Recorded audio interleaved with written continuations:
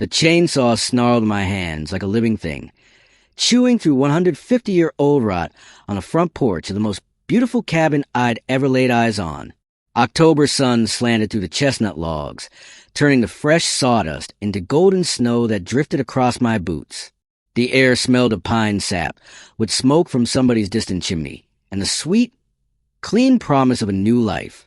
Then a white Mercedes-Benz GLC screeched up my gravel road, so fast the tires threw rooster tails of dust 20 feet high. The driver's door flew open before the car even rocked to a stop.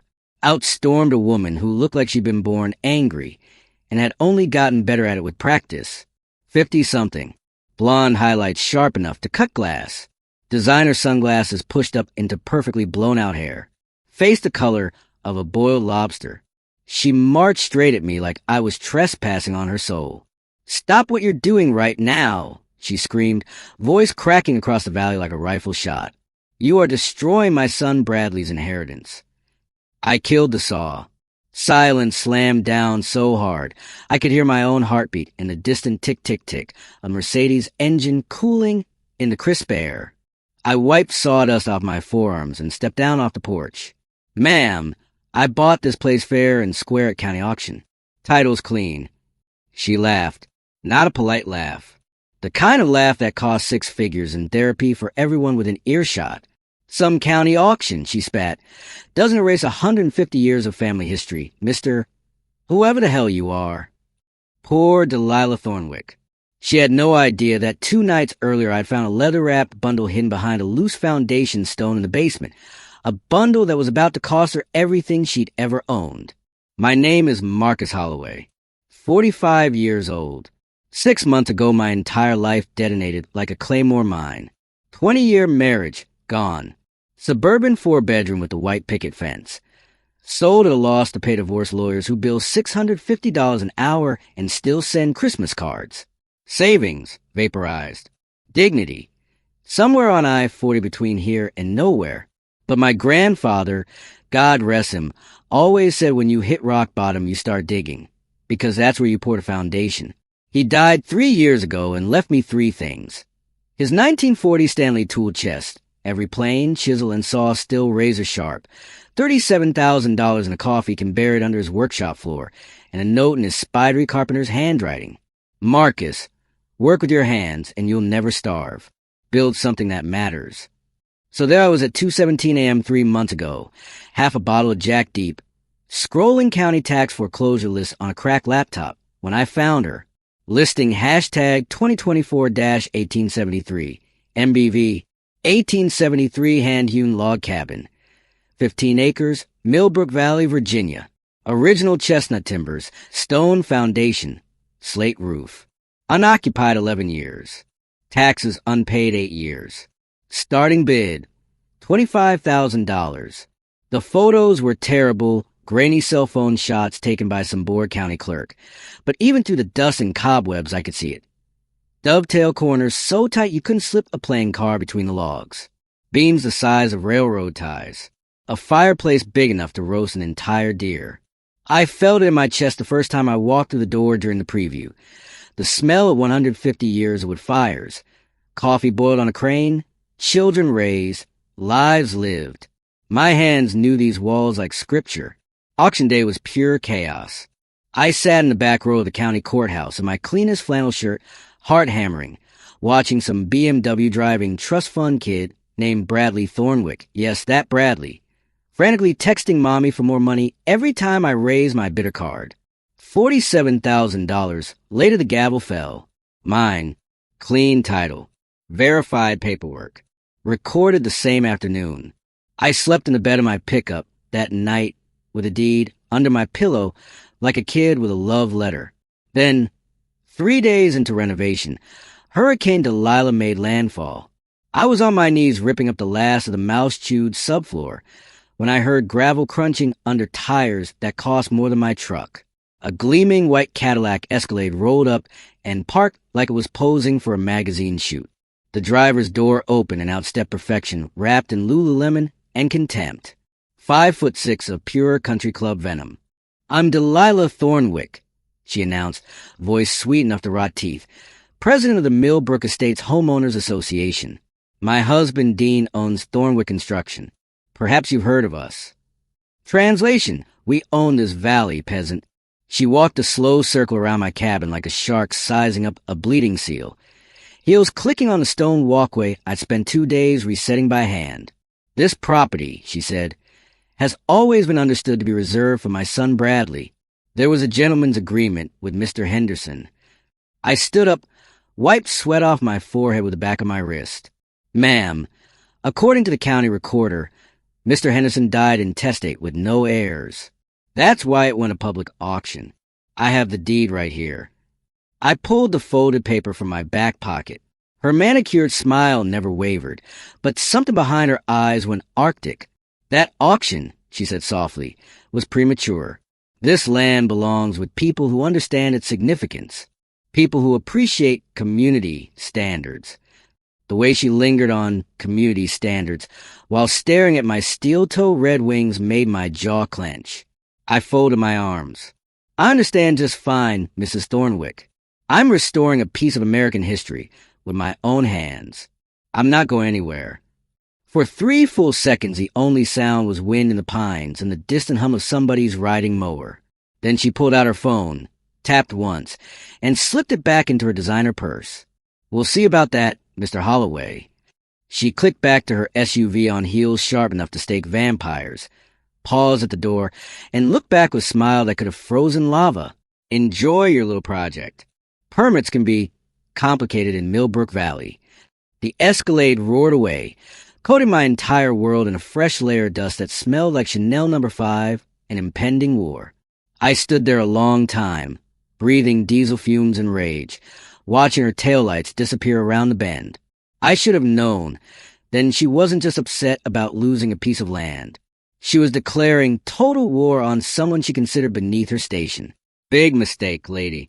I've been fighting uphill my whole life, and I fight dirty when I have to. The first shot in the real war came exactly 9 days later, at 7:03 a.m. on a Monday that smelled like frost and fresh coffee. My phone rang with a county number. Mr. Holloway? This is Janet from the building department. I'm afraid there's been a little glitch. Your renovation permits have been accidentally purged during a system upgrade. I stood on my half-finished porch in nothing but boxers and work boots, breath foggy in the cold. Accidentally purged? Yes, sir. Happens sometimes. You'll need to resubmit everything. New forms, new fees, new inspections. Should only take 4 to 6 weeks. I could hear someone whispering in the background on her end. 4 to 6 weeks in October meant winter would shut me down completely. I drove to the county office anyway. Janet avoided eye contact while handing me a stack of forms, so thick it could stop a .45 round. Behind the frosted glass of the director's office, I saw the shadow of a man in an expensive suit, Dean Thornwick, leaning over the desk like he was buying a car. That afternoon, the building inspector showed up unannounced. Frank Morrison, 40-something, built like a beer keg, clipboard welded to his hand. Personality of wet concrete. Got multiple complaints, he announced, boots crunching across my gravel like he was invading Poland. Unauthorized modifications to a historical structure. Improper waste disposal. Fire hazard. He pointed at my burned pile of seasoned oak and chestnut scraps. That's code-compliant seasoned firewood. I said. Anonymous complainant says different. He wrote me $2,300 in fines and slapped a red stop work order on my front door. So hard the nail went clean through the cedar. I stood there in the sudden quiet, smelling diesel from his county truck and the sour taste of being screwed by people who'd never swung a hammer in their lives. That night, I sat on my tailgate with a beer and stared at the red tag flapping in the wind. Grandpa's voice again. When they cheat, start looking for where they're cheating themselves. Next morning, I was in the county archives before they even unlocked the doors. The building smelled like old paper, floor wax, and forgotten dreams. I spent 6 hours in the basement, sneezing black dust, pulling plat books so heavy they left bruises on my thighs. What I found made me laugh out loud in a room where laughter had probably been illegal since 1942. My cabin was built in 1873. Milbrook Valley's first zoning ordinance, 1968. 95 years difference. Grandfathered. Untouchable. Pre-existing non-conforming use written into state law. So deep you'd need a Supreme Court justice and a time machine to overturn it. But that was just the appetizer. 2 days later, the water pressure dropped to a trickle that wouldn't fill a coffee cup. I walked the property line and found Thornwick construction trucks, emergency repairing the main line that had worked perfectly for 50 years. Dean Thornwick himself stood there in a pristine white hard hat, sipping coffee from a stainless steel mug that probably cost more than my chainsaw. "Morning, Marcus," he called with fake cheer.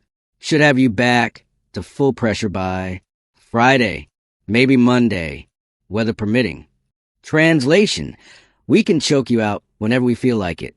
By noon, every supplier in a 50-mile radius suddenly had delivery issues to my address. Bob's Hardware held firm. Bob Kettering was old school and hated bullies, but the lumber yard, the electrician, the plumber, all parroted the same script like they'd been to the same rehearsal. Insurance called next. Anonymous safety complaints. Coverage suspended pending inspection. I installed 4 motion-activated trail cameras that night. Cost me 2 days' food money, but worth it. Then came the HOA meeting I wasn't invited to. Eleanor Vasquez, my new attorney, 73 years old, silver hair, eyes like a hawk that's already eaten your liver, told me public meetings are public. Period. So I slipped in the back door of the community center while Delilah was warming up her PowerPoint titled, "Protecting Our Property Values." The room smelled like burnt Folgers and panic. 30 folding chairs, 30 nervous faces, and one giant photo of my cabin on the screen, shot from the worst possible angle to make it look like a meth lab had exploded. Delilah clicked to the next slide. $500 special assessment per household to fund legal defense of community standards. Half the room was nodding like sheep.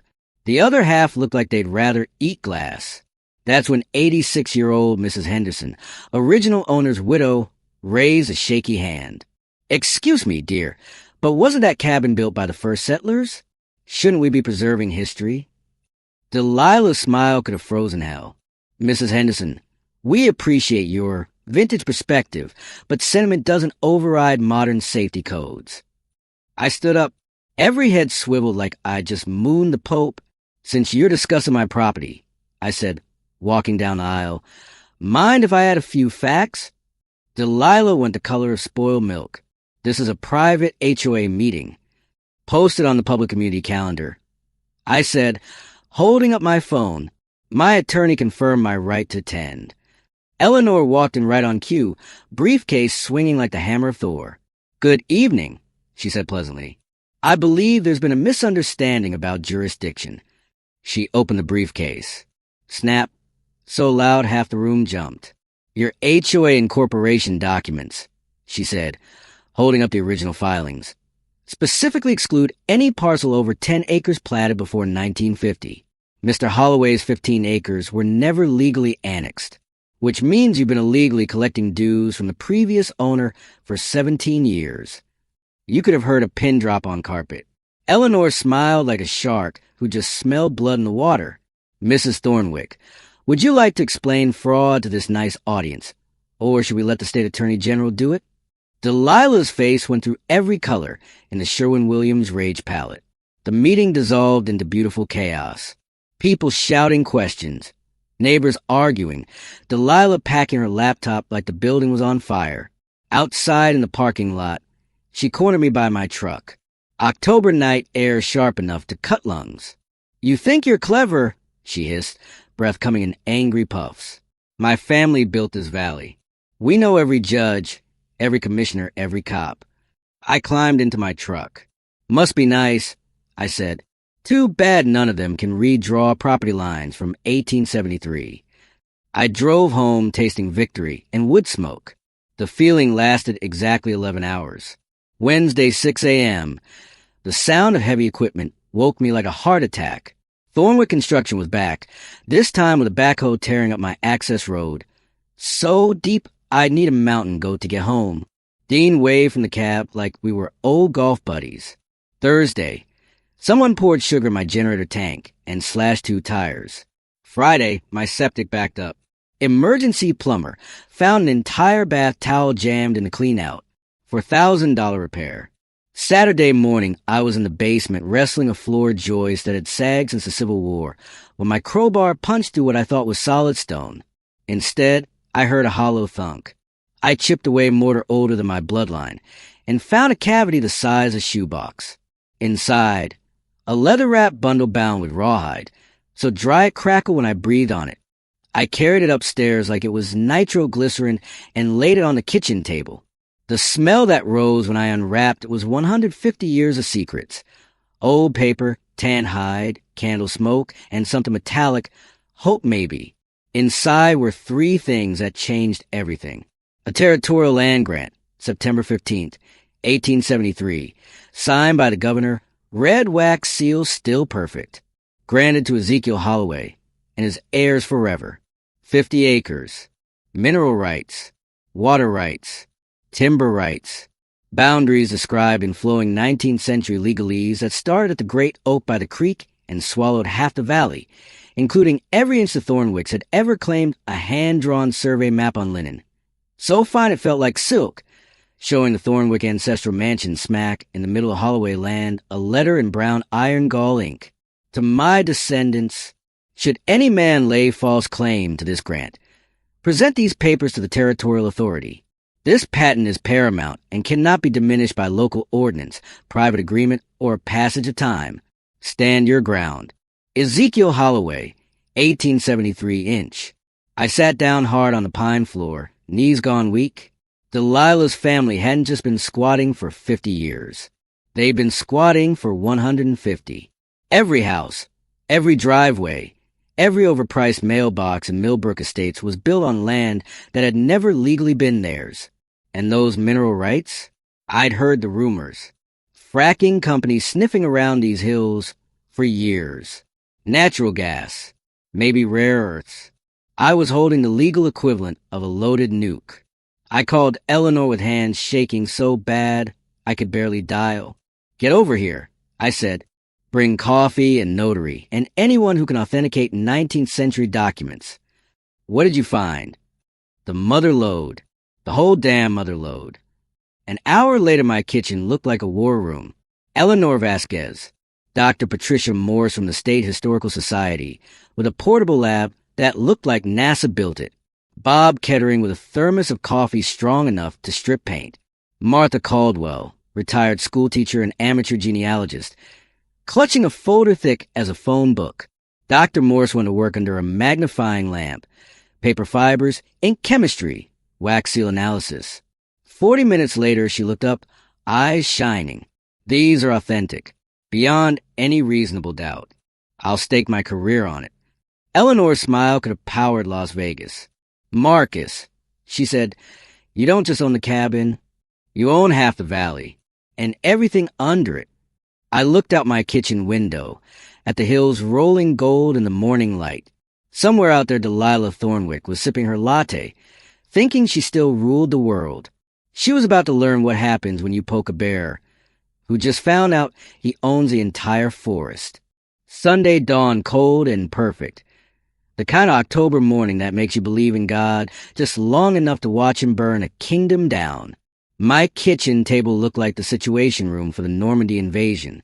Eleanor Vasquez, attorney, Shark and Chanel, laying out quiet tile filings thicker than the Bible.Doctor. Patricia Morse running final spectral analysis on the 1873 wax seal under a $40,000 portable microscope. Bob Kettering pouring coffee that could etch steel.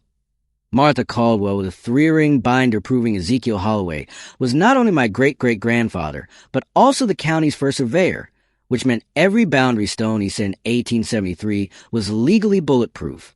Chief Rita Gonzalez, yes, the actual police chief, sitting in the corner taking notes because the FBI had quietly opened a civil rights case file titled Thornwick et al. V. Reality. By noon, we had a 3-phase battle plan written on a legal pad in Eleanor's perfect Catholic school handwriting. Quiet title action plus emergency injunction, filed tomorrow at 8:01 a.m. Federal civil rights complaint plus criminal referral to the U.S. Attorney, simultaneous, media detonation, because nothing scares corrupt officials like sunlight and cameras. Phase 3 was Martha's masterpiece. She handed me a business card. Sarah Chun, Richmond Times-Dispatch Investigative Unit. She owes me, Martha said, eyes twinkling. I taught her 10th grade English. She's been dying for a corruption story that ends with handcuffs and tears. I like Sarah already. Monday morning, the Thornwicks went nuclear.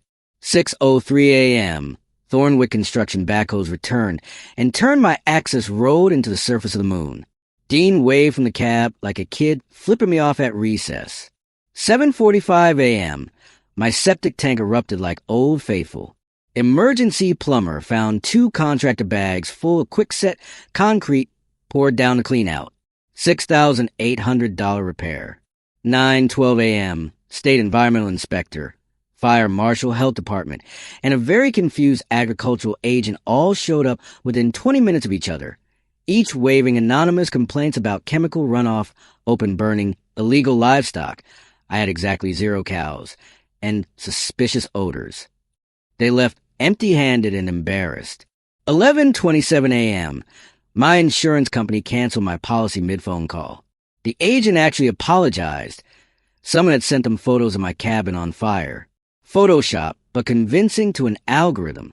2:10 p.m., Bradley Thornwick's BMW crawled past my house 4 times in broad daylight, slow enough for me to film him photographing my security cameras with telephoto lens. Stealth level, drunk toddler. Tuesday, 8:30 a.m., Dean Thornwick showed up in a $3,000 suit carrying a briefcase that screamed bribe. He sat at my kitchen table like we were old friends and opened it. $200,000 in neat, banded hundreds. The smell of fresh ink and desperation filled the room. Marcus, he said, voice syrupy, you've made your point. You're a scrapper. We respect that. Take the money, deed the property back, walk away a rich man. No shame in it. I let him finish. Then I hit record on my phone. Dean, let me make sure I understand.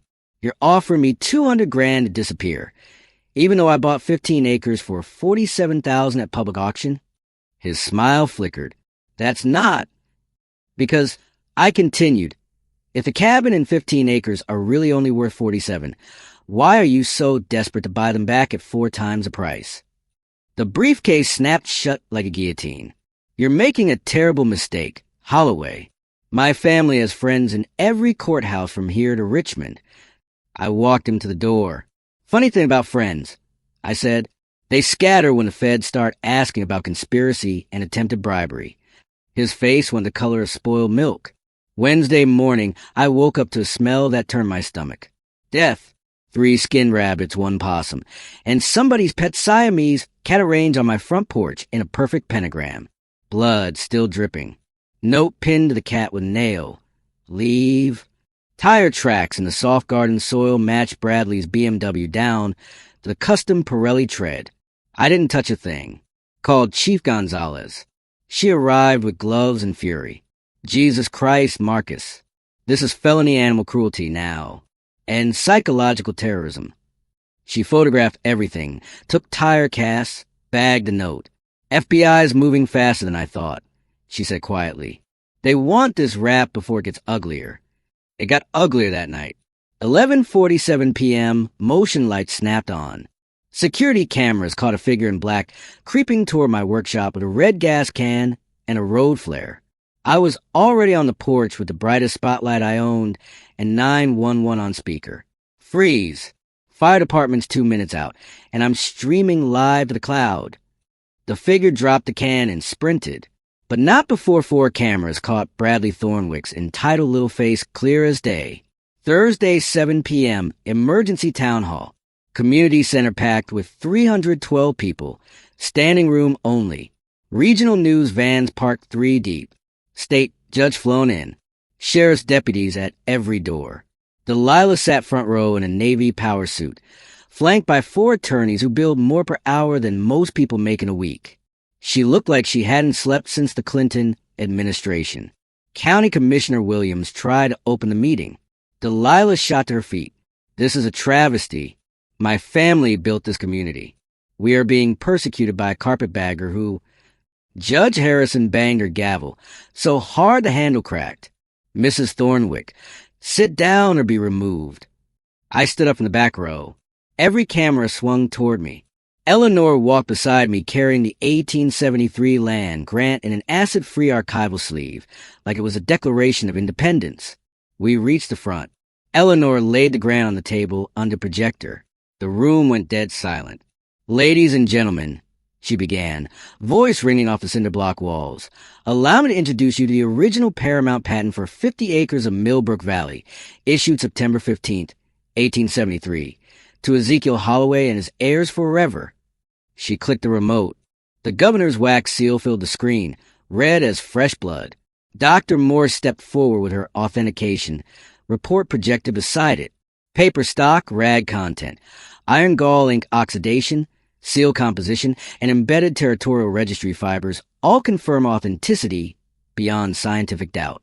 You could have heard a heartbeat. Eleanor clicked again.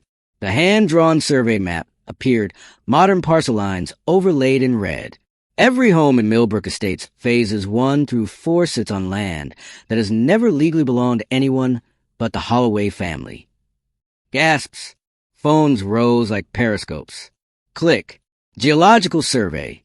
Proven natural gas reserves conservatively valued at $38 million, with rare earth indicators still being assayed. Click. 8 previous newcomers driven out by the exact same pattern of harassment, now plaintiffs in a federal civil rights suit. Click.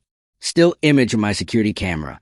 Bradley Thornwick holding a gas can outside my workshop.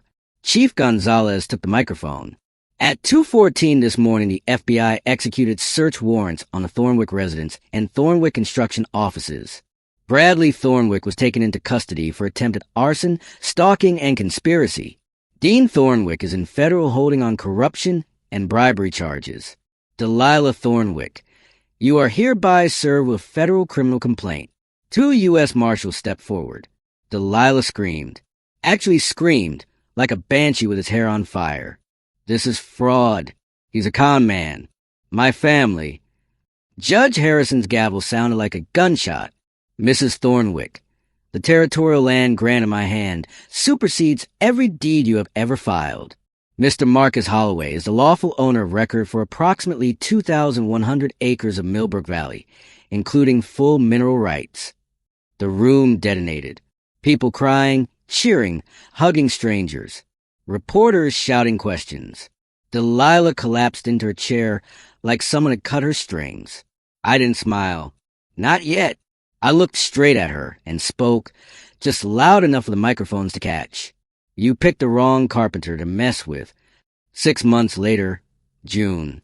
I stand on the restored front porch of the Ezekiel Holloway cabin, now a registered National Historic Landmark, watching the first annual Milbrook Valley Heritage Festival explode across the meadow in a riot of bluegrass, barbecue smoke, and laughing children.